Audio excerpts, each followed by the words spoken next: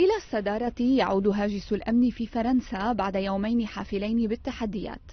زياد بن بالقاسم الفرنسي الجنسية التونسي الأصل مهاجم مطار أورلي سبب آخر هذه التحديات بعدما تبين أنه كان مراقبا ومعروفا لدى السلطات الفرنسية على أنه متشدد وأودع السجن قبل سنوات عدة بتهمة الاتجار بالمخدرات.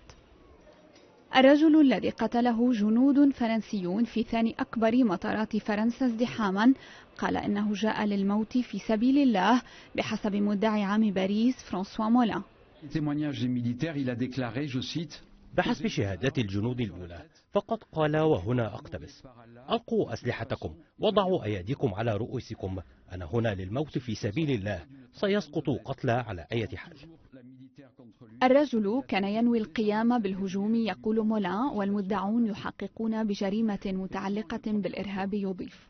فالمعلومات تشير إلى أنه بدأ نهاره بإطلاق نار على الشرطة في ضاحية باريس الشمالية واستكمله في حانة اعتاد ارتيادها في الضاحية الجنوبية للعاصمة. محملا بحقيبة تحتوي على عبوة من البنزين وصل إلى أورلي بعد ذلك، وأمسك بمجندة كانت ضمن دورية عسكرية بالمطار واستخدمها كدرع محاولا انتزاع سلاحها قبل أن تطلق الشرطة النار عليه. مصحف و750 يورو وولاعة وعلبة سجائر هو ما عثر عليه بعد تفتيش جثة بالقاسم.